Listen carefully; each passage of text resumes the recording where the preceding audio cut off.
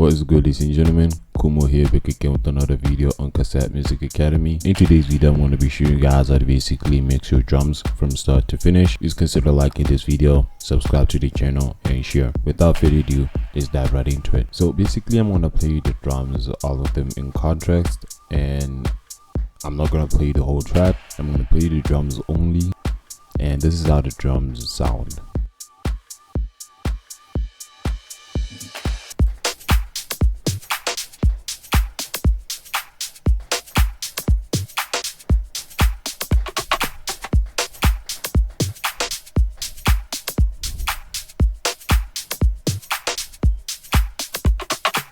Yeah, so basically that's how the drums sound. Now I'm going to show you guys the perfect way I basically mix my drums. So on all of the drum elements, I basically added EQ, right? That's the first thing that you want to do, but that's the only thing I did to the drums. I only just added EQ and nothing complicated. The only thing I did onto all of the drum elements, I just added EQ and a little bit of several other plugins like distortion and also reverb. But let's start to talk about something that I don't really see a lot of producers doing: drum buses.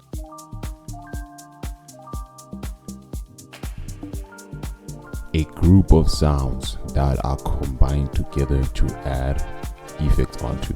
So basically we are taking a group of sounds and sending their signal inside of one mixer channel so that we can add processing. Now, how do I make my claps sound a bit more nicer and wider? Now, I only add a few plugins. Now, with a doubler, what I'm doing, I'm just sending a signal from left and right. So I'm making it wider. Now, this is specifically for vocals and guitars, but you can also use it on any other elements.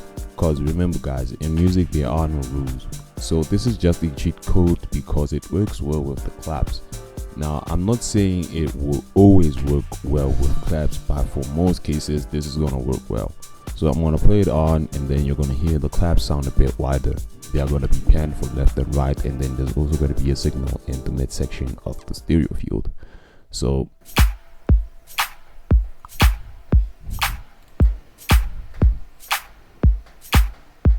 basically what I'm doing, I'm just making it stand out. You can basically choose a couple different presets right here. You can just use the basic doubler, or you can use the 4 voices doubler. And yeah, slightly so our claps sound wider, and they already fit inside of our drum bus. The second thing that I always do in my drums, I always add a compressor. So I'm going to enable the compressor. Now I recommend using Extreme Pump 2 on drums. Extreme Pump 2.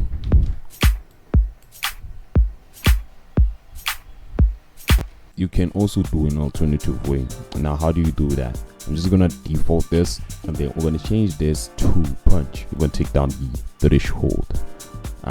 For people who don't know how to use a compressor, if you'd like me to do a video specifically on how to use a compressor, please leave a comment down below. If you don't really know how to use a compressor and you would like me to do a video on how a compressor works, please leave a comment down below. And then you want to increase the attack slightly so, and then we are also going to want to increase the release. Let's see how it sounds. I think I kind of love it just the way it is. Switch on the auto gain. Now, the last thing that you always want to do is add an EQ. Now on EQ, I just would like to always use a dynamic EQ. So this is a dynamic EQ by FabFilter. I'm going to increase the band just slightly so, and I'm going to do an inversion. This is an inverted EQ band. Then we're going to remove some of the lows, and you're basically done mixing the claps and everything. My claps sound louder. We're done mixing the claps. Now, this is where the whole purpose of this video comes in. So what I like to do is add a compressor called our compressor. Not many people have the availability to this kind of compressor, but you can use any kind of compressor. It just works really well, and the process is pretty much the same. you wanna put so you wanna switch on that knob to where it says warm, and you just wanna change it to smooth. Increase the attack slightly so, and then take down the threshold. You don't want to do a lot of compression right here. We just want to catch peaks, right? And then the compressor has not started to work yet, but I was just adjusting the threshold so that we can have a plus or minus a rough estimation of how I want the compressor to compress. Right now there hasn't been any kind of compression because our signal has not exceeded the threshold, so I just want to take it slightly down.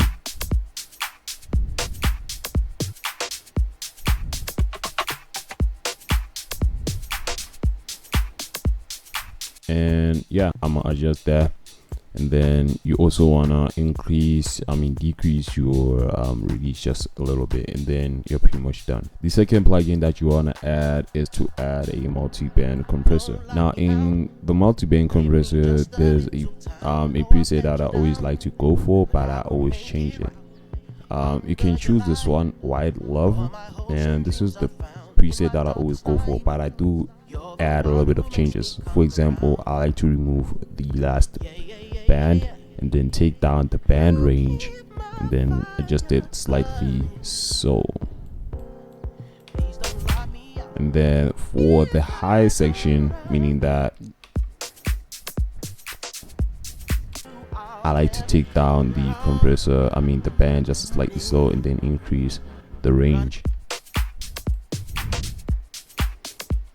And then we're pretty much done with mixing the drums. And last but not least, we could probably add a EQ. For the EQ, I like to add a 40 hertz to 18k hertz. So I want to remove also some of the low frequency. And we are pretty much done with mixing the drums. Now the only thing to do right now is to add a little bit of like saturation, and then you're basically done. What we've actually done, we've added a tape saturation, a warm tape saturation, and just leave the saturation as it is. It's adding saturation, you won't hear it, but it's adding saturation, and then you just gotta leave it as it is. The last thing that you always want to do is that any kind of element in your mix that basically exceeds -12. I'm going to check for any kind of sound, but yeah, they don't really exceed -12. Now the only dB meter that matters in mixing drums is the drum bus, because all of our elements are routed in the drum bus. You want to take down the drum bus volume slightly, a little bit down. As you can see, we don't really peak over -12, and this is where our kick color comes in.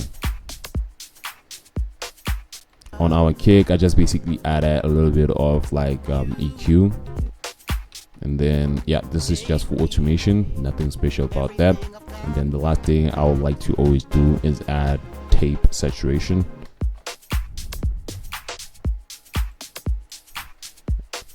And then we're basically done.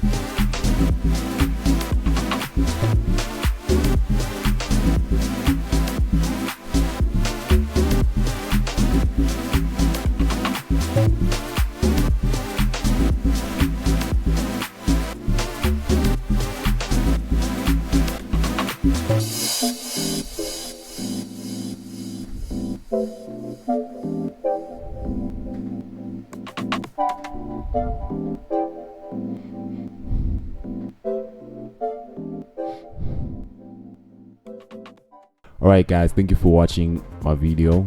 This was Kasat Music Academy. Thank you for tuning in, and if you ever got lost in the video, you can always go back and watch the video again, or if there's something you don't understand, leave a comment down below and we'll answer your question as soon as we see it. Yeah, thank you for tuning in. That was Kumo, and then peace out. All my hopes and dreams are found in my darkest night. Don't lock me out.